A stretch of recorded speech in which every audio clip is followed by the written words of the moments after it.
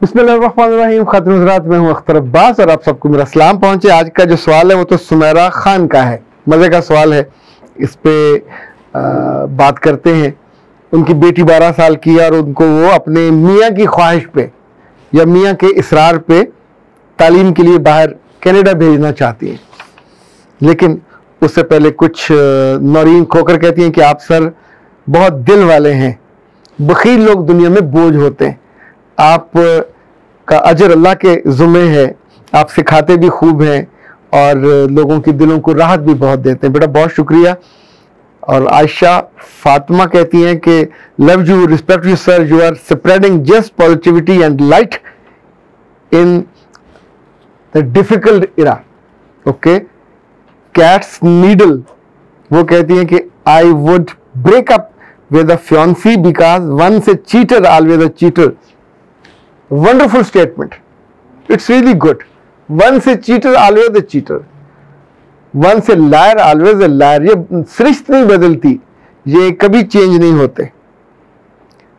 Usaid कहते हैं sir उनके बारे में क्या जो वालिदैन से झगड़ते हैं लेकिन बीवी की गलती पर नहीं बोलते, मेरे ख्याल में वो भी लाइलग होते। बेटा बिल्कुल होते हैं। जिस चीज को आपका दिल मान रहा है मैं बिल्कुल आपके साथ हूं।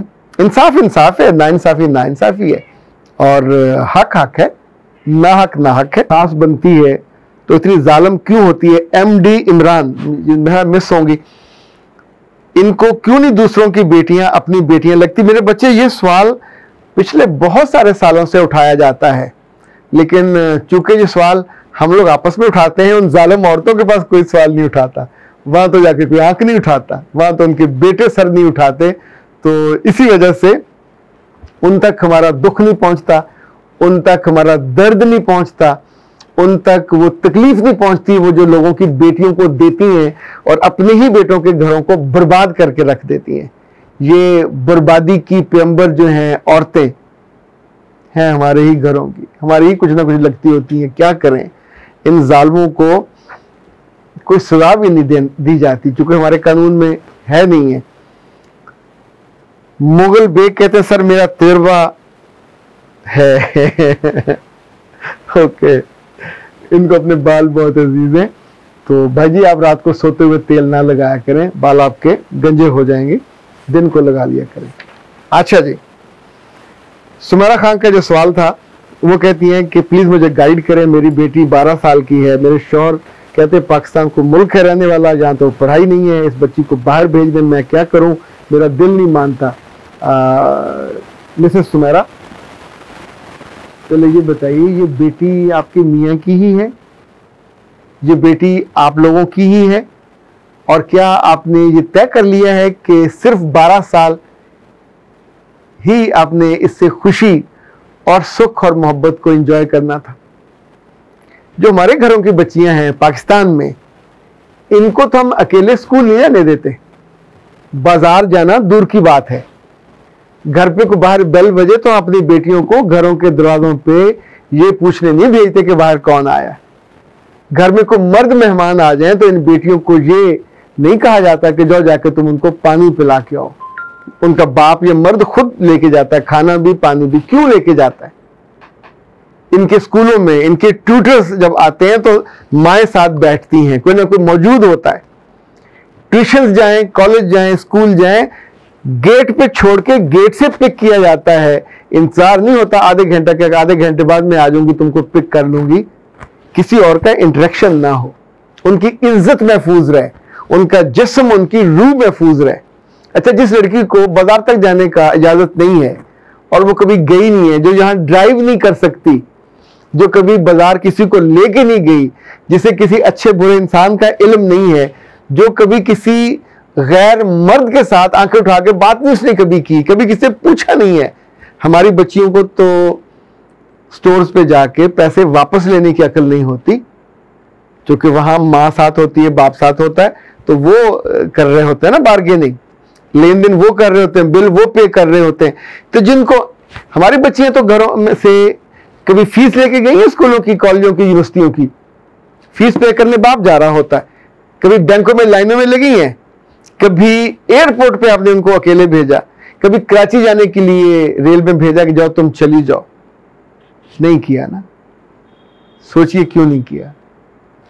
अपने मुल्क में जहां अपने मजहब के लोग हैं, अपनी बरादरियों के लोग हैं, जहां उनको औरत होने का, बच्ची होने का इल्म है, वहां जब बच्चियां घरों से भागती हैं, ये ज़ारा वारा का केस पिछले दिनों चल रहा है, अब तक 60-70 लाख रुपए उस पर लग चुका है, उसकी इन्वेस्टिगेशनों पे और लाने पे और ले जाने पे, और वो इतनी ढिठाई के साथ, इतनी बेशर्मी के साथ वो बात कर रही होती है कि आप सोचते हो कि भी जमीन से उठी नहीं है और ये बातें कर रही है।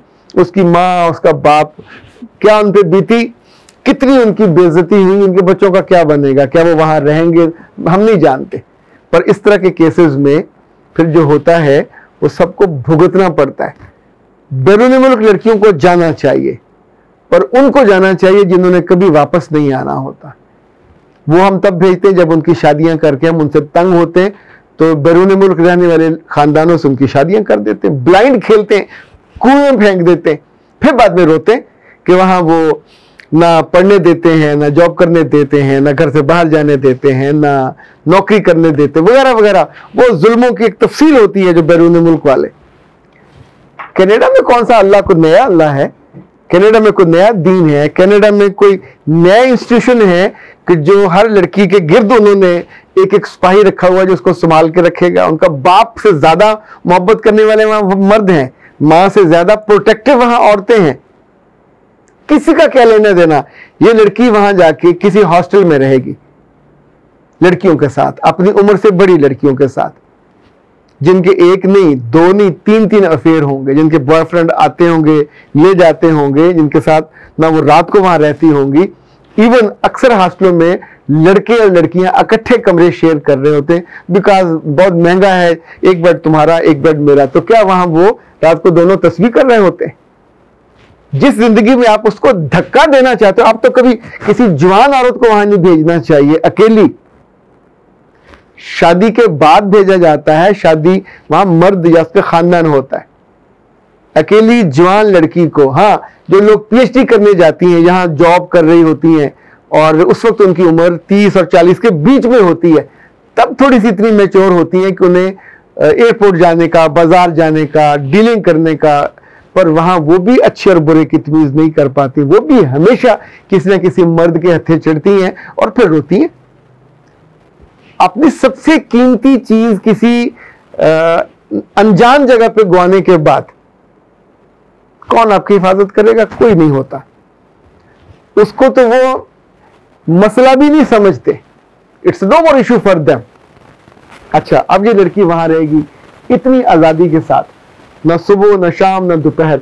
जब ये बच्चियां पाकिस्तान वापस आती हैं छुट्टियों पे, तो अपने घरों में उनसे हफ्ता नहीं गुजरता। यहां बाप की और मां की मर्जी के बिना बाजार नहीं जा सकती, किसी को फोन नहीं कर सकती, कोई फिल्म नहीं देख सकती। वहां तो वो इंडिपेंडेंट। अच्छा, ये केसेस मैंने भुगते हुए इसलिए बता रहा हूं। तो अगर आपने इस बच्ची को देश निकाला देना जरूर दे दें, फिर आपकी बेटी ये नहीं रहेगी, फिर ये कनाडा के सोसाइटी की एक आम औरत बन के जिएगी, और औरत उन्हीं वैल्यूज के साथ उठेगी, सोएगी, जागेगी, किसी के साथ जाएगी। उसके साथ कोई सिपाही भी भेजेंगे तो भी जिंदगी वो जिएगी जो उसके साथ वाली लड़कियां जीती हैं। तो अपने मुल्क में हम उन लड़कियों से तंग हैं जो यूनिवर्सिटियों कॉलेजों में पढ़ती हैं और जो बच्चियों और इनोसेंट बच्चियों को बर्बाद कर देती हैं। तो अपने मियाँ को अकल की बात सिखाइए, पूछिएगा कि अगर तो आपने आज से क्रॉस कर दिया कि she is no more your daughter और आप इसको घर से निकाल रहे हैं, इस उम्र की बच्चियों को तो साथ अपने करीबी अजीजों के घर नहीं भेजा जाता अकेले। आप क्या करने लगे हो? वैसे तो इंसान हमाकत का पुतला है, हमाकत करने की कोई उम्र नहीं होती, जब चाहे आप कर लें। करने के बाद रोने का फिर कोई फायदा नहीं होता, फिर आंसू पूछने में नहीं आता, फिर किसी को हमदर्दी भी नहीं होती। हमदर्दी इंसान को अपने आप से हो सकती है, अपने प्यारों से हो सकती है, और वो वक्त पे हो तो फायदा है। अख्तर अब्बास को दीजिए इजाजत। अस्सलाम वालेकुम।